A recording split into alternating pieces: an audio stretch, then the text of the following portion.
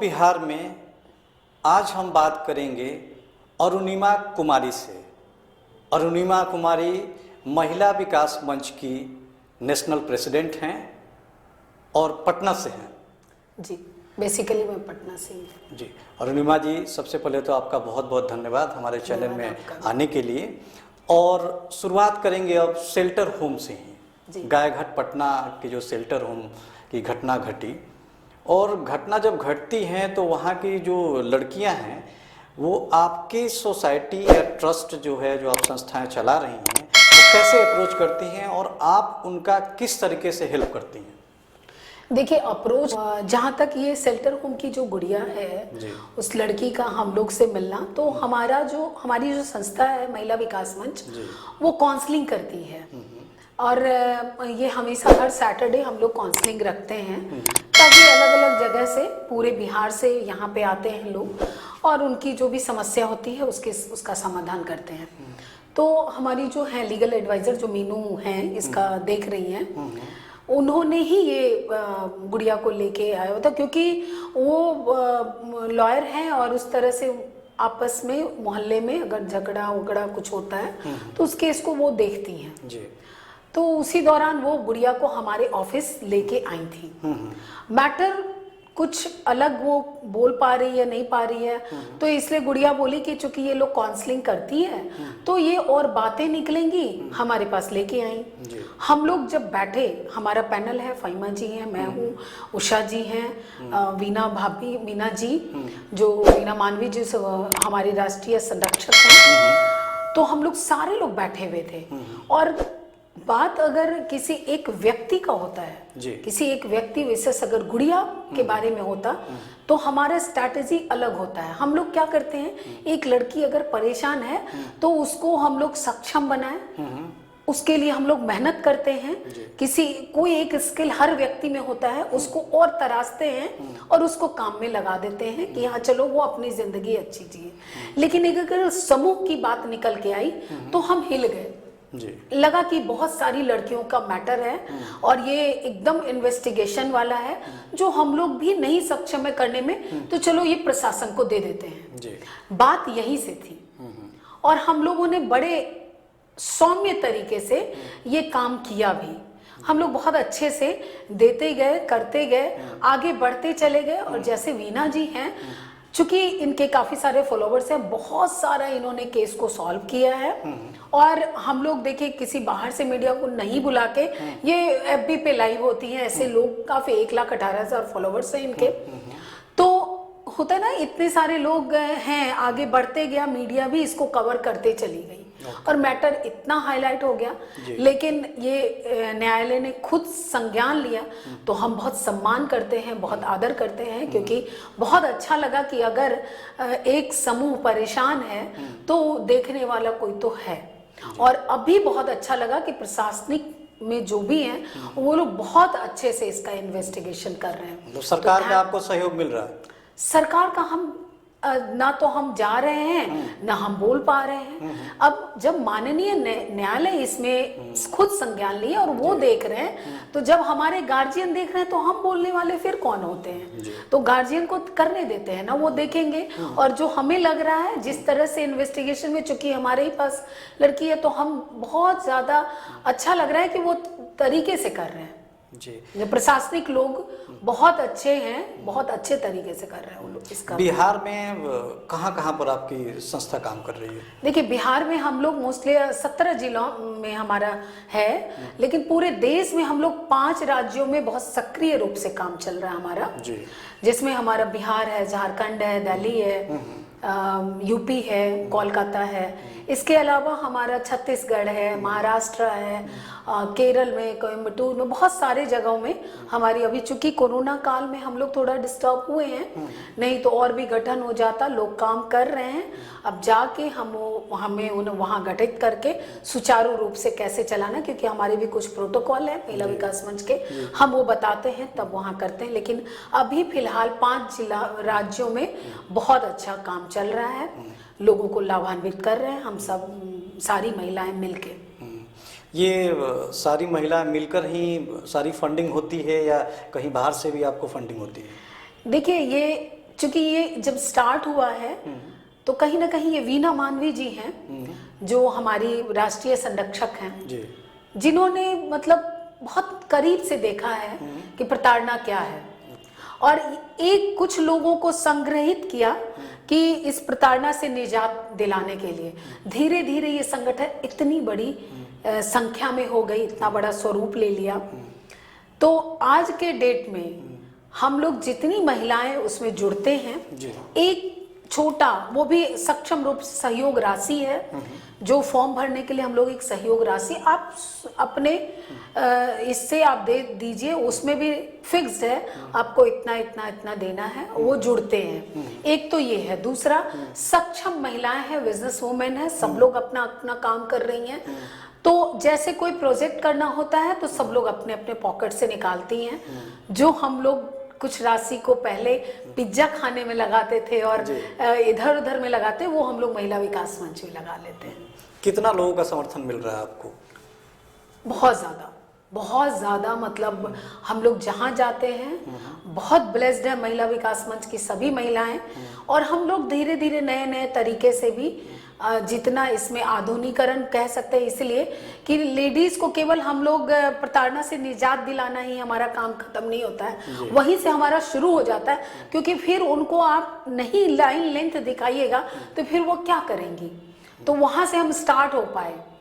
हमने तो सोचा कि चलो हम निजात दिला दी, हम फ्री हो गए, लेकिन आज के डेट में आधुनिकरण मैं इसलिए बोली हूँ क्योंकि इसके बाद हमारा नेक्स्ट स्टेप शुरू हो रहा है। अब उस पर हम लोग बहुत काम कर रहे हैं और ये लगातार चल रहा है। लोग हमारे पैनल में हैं का बहुत सारे लोग, जो हमारी राष्ट्रीय टीम है, उषा जी हैं और बिहार की भी टीम है, इंदिरा जी हमारी अध्यक्ष हैं, बहुत सारे दिल्ली की हमारी कुमकुम जी। तो हम लोग इस आधुनिकरण पे बहुत बातें करते हैं कि किस तरह से करेंगे। हमारी कोलकाता की टीम बहुत ज़्यादा काम करती है, चाहे वो झारखंड की टीम कहें या यूपी की हमारी नीतू जी इतना अच्छा काम करती है। तो जो हम लोग की समूह है ना, सब लेडीज कहीं ना कहीं उनके पास क्रिएटिविटी है और इस क्रिएटिविटी को हम लोग इसमें देते हैं। हम कहते हैं उन महिलाओं को कि आपके पास जो 1 से 2 घंटा एक्स्ट्रा होता है और हर के पास होता है, कोई सो के गुजारता है, कोई इधर उधर करके गुजारता है, कोई मोबाइल में गुजारता है, इसको आप महिला विकास मंच को दे दीजिए ताकि आपका जो ये 1-2 घंटा शायद किसी के लिए काम आ जाए। तो ये अपने आप में आप टाइम दे रहे हैं, ये टाइम किसी न किसी को लाभान्वित करेगा और उसकी दुआ आपको लगेगी, आपको उसी से फायदा हो जाएगा। बस हम सब लोगों से टाइम मांगते हैं। कुछ पॉलिटिकल पार्टी जैसे अपोजिशन हो उसका आपको समर्थन भी है या किसी पार्टी में आप विश्वास नहीं रखते हैं खुद काम करने में? देखिए, हम लोग खुद काम करने में बिलीव करते हैं। हमारी जो संस्था है उसमें सारे पार्टी के लोग हैं जी। हम ये नहीं कहेंगे, ना हम लोग मना करते हैं कि आप उसमें मत जाओ, उसमें जिसको जहाँ सेटिस्फैक्शन हो वहाँ जा सकता है। हम किसी से ये नहीं, हमारी संस्था किसी से टाई अप नहीं की हुई है कि हम उसी के लिए करेंगे, कोई किसी भी राजनीतिक पार्टी से नहीं। लेकिन किसी को भी हम लोग मना नहीं करते हैं क्योंकि एक समूह है, हर इंडिविजुअल व्यक्ति अपने आप में फ्री है, वो जा सकता है। वो अगर किसी भी पार्टी के लिए गए तो हम लोग उस पर दबाव नहीं देते, आप वहाँ क्यों गए, आप वहाँ क्यों गए, वहाँ नारे में कहेगा, कभी नहीं। हाँ, जरूर बताते हैं कि भाई आप जो झंडा उठाने में टाइम लगा रहे हो, आप किसी क्रिएटिव और इनोवेटिव वर्क करोगे तो इससे आपको फायदा होगा, आपका पर्सनालिटी और अच्छा होगा। तो ये हम लोग करते हैं क्योंकि काउंसलिंग हमारा पार्ट ऑफ वर्क है, तो काउंसलिंग हमेशा हमारा चलते रहता है हर चीज़ के लिए जी। महिला विकास मंच के बारे में मैं भी सर्च कर रहा था, बहुत सारी ऐसी चीज़ें मिली कि कुछ घटनाओं पे महिला विकास मंच काफ़ी एग्रेसिव है और उनको सरकार से या प्रशासन से या न्यायालय में जाकर उन पर कार्रवाई करवाती है। क्या कोई एजुकेशनल विंग भी हैं या एजुकेशन के क्षेत्र में कोई काम भी कर रहे हैं आप लोग? देखिए, हमारी जो वीना जी हैं राष्ट्रीय संरक्षक, वो एजुकेशनल वर्क ही 30 साल का अनुभव है, वो एजुकेशनल काउंसिल रह चुकी हैं। तो हम लोग हर क्षेत्र पे करते हैं। हमारा तो लोहानीपुर में हम लोग करीब 10 साल से हमने खुद चलाया हुआ इस्लाम एरिया के बच्चे को जी कैसे शिक्षित और करना है। वो कहीं पढ़ रहे हैं लेकिन बहुत पर्सनालिटी पे भी बहुत काम करना पड़ता है, तो उन सब के लिए टाइम टू टाइम हम लोग वहाँ जाते रहते हैं। वहाँ एक संतोष हमारा एक्टिविस्ट, आप उसको भी बोल सकते हैं। उस बच्चे ने जिस तरह से सुबह काम करता है और शाम में बच्चों को संग्रहित करके जिस तरह से बच्चों को स्किल करता है, वो अपने आप में अच्छा है। तो एजुकेशनल हमारा महिला विकास मंच का पार्ट ही है।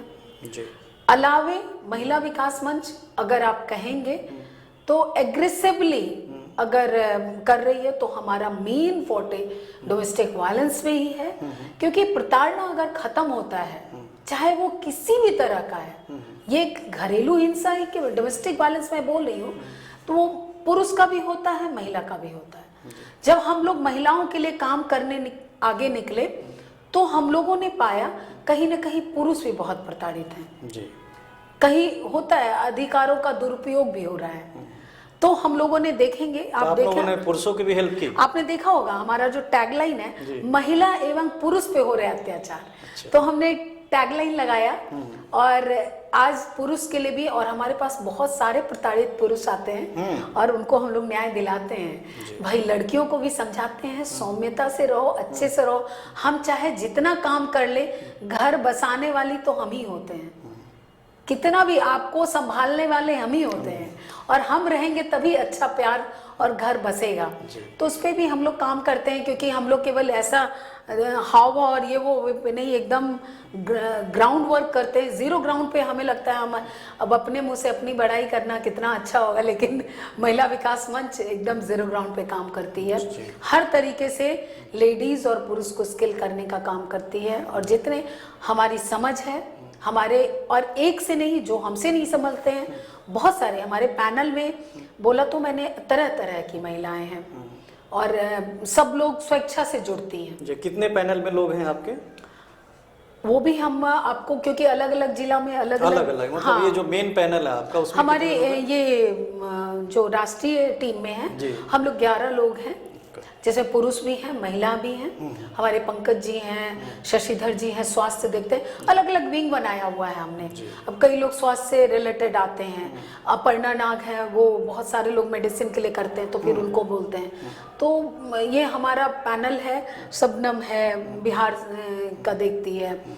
तो वैसे ही लॉयर हैं कई लोग। अब देखिए लॉ आपको पता नहीं है, लेकिन लोग स्टेप ले लेते हैं। तो हमारी जो बिहार प्रदेश अध्यक्ष है वो लॉयर है, मीनू जी इतना बड़ा काम कर रही हैं, वो लॉयर है। तो ये सब फ्री ऑफ कॉस्ट अपना वो समय देती हैं, केवल संस्था की मेंबरशिप। लेकिन हमने एक नॉमिनल, जो आपको शुरू में ही बताया, मेंबरशिप हमने रखा हुआ है, वो स्वेच्छा से देती हैं।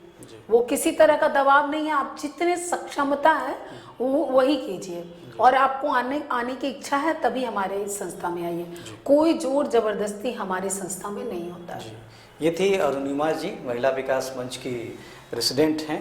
डोमेस्टिक वायलेंस पर महिला विकास मंच का अपना कड़ा रुख है, और उसके लिए ये समाज में जो वंचित महिलाएं हैं, जो अपने अधिकार से लड़ नहीं पाती हैं अधिकार के लिए, उनकी ये सहायता करती हैं। आपको महिलाओं को या पुरुषों को भी किसी तरह की अगर वो विचारधारा से किसी तरह से प्रभावित हो गए हो, या विचारधारा से ज़बरदस्ती प्रभावित कराया जा रहा हो, किसी तरह की डोमेस्टिक वायलेंस हो, तो आप अरुणिमा जी से कांटेक्ट कर सकते हैं। थैंक यू अरुणिमा जी। से बातचीत की कड़ी में अब बात करेंगे हम फ़ायमा खातून जी से। फ़ायमा खातून राष्ट्रीय उपाध्यक्ष हैं महिला विकास मंच की। फ़ायमा जी, आपका बहुत बहुत धन्यवाद हमारे चैनल में आने के लिए। शुरुआत करते हैं, महिला विकास मंच ने जिन जिन घटनाओं को उजागर किया है, उजागर करने के साथ ही उन घटनाओं को किस तरह सॉल्व किया, उनकी प्रॉब्लम को, उनके बारे में आइए जानते हैं फ़ायमा खातून जी से उन घटनाओं के बारे में। फ़ायमा जी, एक घटना घटी थी, हॉस्पिटल की एक घटना थी कि हॉस्पिटल वाले उस जो बंदा था वो डेथ कर गया था, लेकिन उसकी बॉडी को उसके परिवार वालों के हवाले नहीं किया जा रहा था। क्या घटना थी वो? जी, वो घटना बंदा नहीं थी, एक महिला थी वो। जी जी।